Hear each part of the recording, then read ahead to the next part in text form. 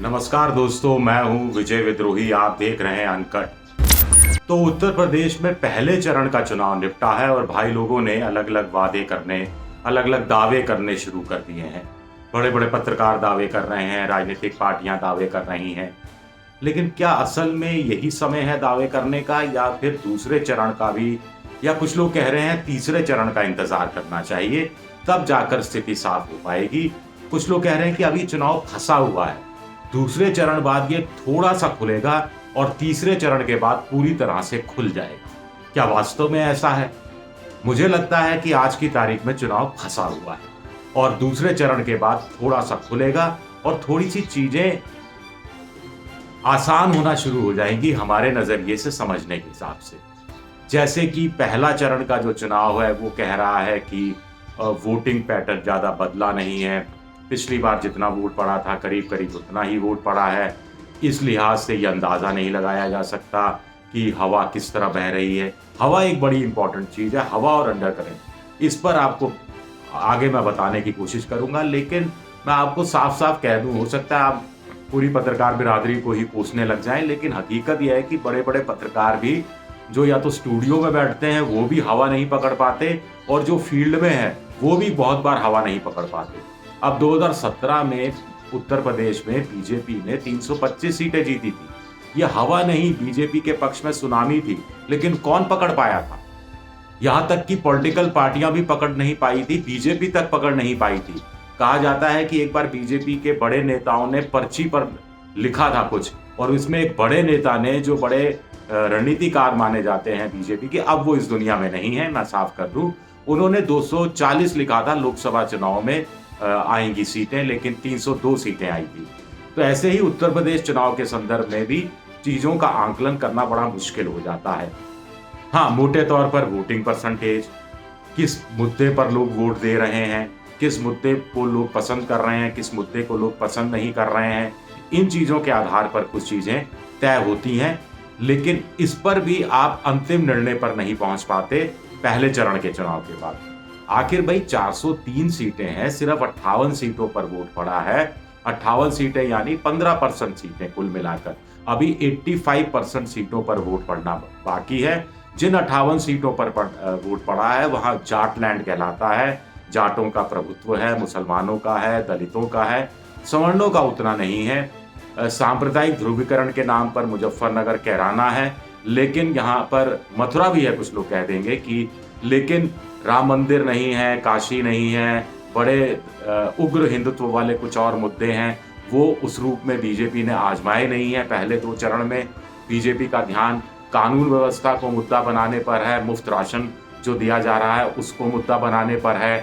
तो क्या दूसरे चरण के आंकलन के बाद बीजेपी अपने नैरेटिव को चेंज करेगी?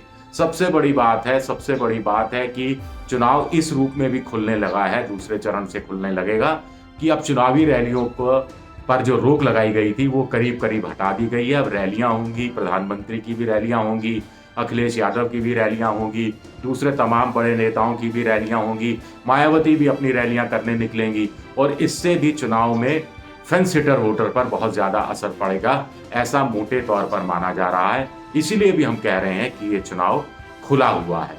कुल मिलाकर वोटिंग परसेंटेज करीब करीब उतना ही है।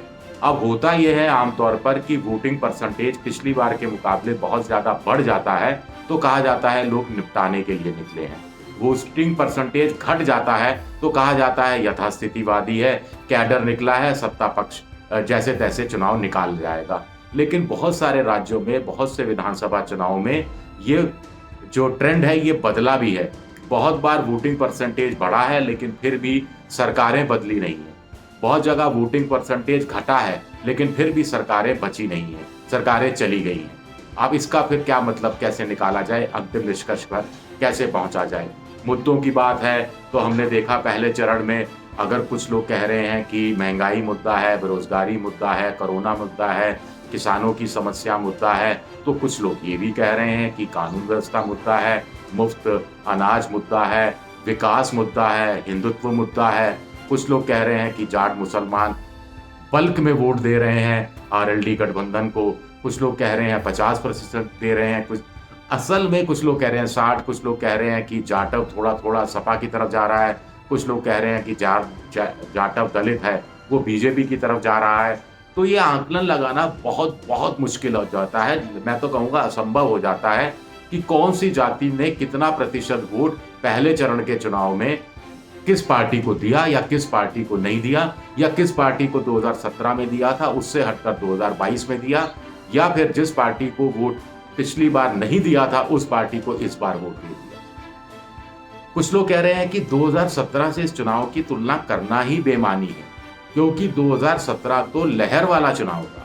हमें ऐसे चुनाव से कंपेयर करना है जो बिना लहर का हो, जैसा 2022 का माना जा रहा है बिना लहर का चुनाव। यहां भी एक पेंच है, वो मैं आगे आपको बताने की कोशिश करूंगा। तो 2012 को बेंचमार्क माना जा रहा है, तो 2012 को अगर बेंचमार्क माना जाए तो भी वोटिंग पैटर्न में कोई खास बदलाव नहीं आया। यहां भी नतीजा यानी ढाल के 3 बात। दूसरी बात है कि 2017 का जो विधानसभा चुनाव था वो लहर वाला चुनाव था, लेकिन लहर किसने पकड़ी थी? कुछ लोग कह रहे हैं साहब दूसरे चरण के बाद लहर बननी शुरू हुई थी। अब ऐसे कैसे हो सकता है? कुछ लोग कहते हैं पहले चरण से लहर बननी शुरू हो जाती है, जो 7वें 8वें चरण तक यानी पूर्वांचल तक जाती है, पश्चिमांचल से शुरू होकर। तो कुछ लोग कह रहे हैं वो बनता हुआ चुनाव था, बनती हुई लहर थी। अब ये मेरी समझ से परे है, मैं भी इतने सालों से चुनाव कवर कर रहा हूं कि या तो लहर होती है या नहीं होती है, या तो अंडर करंट होता है या फिर नहीं होता है। वो बात अलग है कि अगर आप पकड़ नहीं पाते तो नतीजे जिस दिन आते हैं उस दिन फिर आप अपने आप को जस्टिफाई करना शुरू करते हैं। मैंने ऐसा नहीं ऐसा कहा था, इस किंतु परंतु अगर मगर का इस्तेमाल किया था, जैसा कि पॉलिटिकल पंडित करते रहे हैं। एक और बात इसमें कही जा रही है कि चुनाव में जो दूसरा चरण है वहाँ मुस्लिम वोट बहुत ज़्यादा है, वहाँ लोकसभा चुनाव में भी 4-5 सीटें पिछली बार इसी बेल्ट में जीती थी अखिलेश और मायावती ने। लेकिन इसके साथ साथ काउंटर इसका इस रूप में किया जा रहा है कि मायावती का भी वोट बैंक ठीक ठाक है, बिजनौर है, सहारनपुर जैसे इलाके हैं जहां चुनाव होना है। इसके अलावा मुस्लिम बहुल इलाकों में जहां 40% से ऊपर मुसलमान हैं वहां पर बीजेपी का स्ट्राइक रेट 97% रहा है। 30 से 40% जहां मुसलमान हैं वहां बीजेपी का स्ट्राइक रेट थोड़ा 90% से नीचे हो जाता है। इसका काउंटर ये दिया जा रहा है कि मायावती को बिल्कुल मुस्लिम वोट नहीं मिल रहा, ओवैसी को बिल्कुल मुस्लिम वोट नहीं मिल रहा। लेकिन ये कितनी सच्चाई है कितनी सच्चाई नहीं है आज की तारीख में कुछ भी कह पाना मुश्किल है।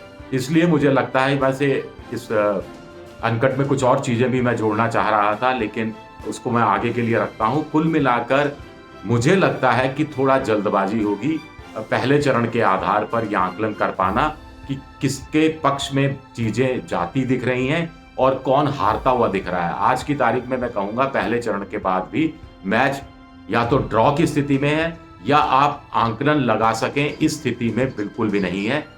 ये आंकलन सिर्फ अखिलेश यादव को कुछ हद तक हो सकता है जो वो बात सामने रखेंगे नहीं। ये आंकलन कुछ हद तक अमित शाह को हो सकता है जो बात सामने रखेंगे नहीं। हाँ, उनकी स्ट्रेटेजी कैसे बदलती है आने वाले चरणों में, उनका नैरेटिव कैसे बदलता है दूसरे चरण को या तीसरे चरण को लेकर, क्योंकि दूसरा चरण तो बस 2-3 बाद आना ही वाला है, इसकी वोटिंग होने ही वाली है। तो ये नैरेटिव कैसे बदलने की कोशिश करते हैं, प्रधानमंत्री अपने भाषणों में किन मुद्दों पर अब जोर देना शुरू करते हैं, अखिलेश यादव किन मुद्दों पर जोर देना शुरू करते हैं, क्योंकि जयंत चौधरी की भूमिका दूसरे चरण के बाद करीब करीब नगण्य होती जाएगी, आप ये भी मानकर चलिए। तो अब जयंत चौधरी की जगह ओम प्रकाश राजभर या फिर स्वामी प्रसाद मौर्य या दारा सिंह चौहान या दूसरे ऐसे नेताओं को अपने साथ रखते हैं अखिलेश यादव, और नैरेटिव क्या बदलते हैं ये जानना दिलचस्प होगा। इससे भी पता लग पाएगा कि इन पार्टियों की नज़र में या इन गठबंधनों की नज़र में पहले चरण में उन्होंने कैसा परफॉर्म किया है। तो इंतज़ार कीजिए मेरी तरह, थोड़ा सब्र रखिए, दूसरे चरण के बाद चुनाव खुलेगा, अभी चुनाव फंसा हुआ। शुक्रिया, बहुत बहुत शुक्रिया।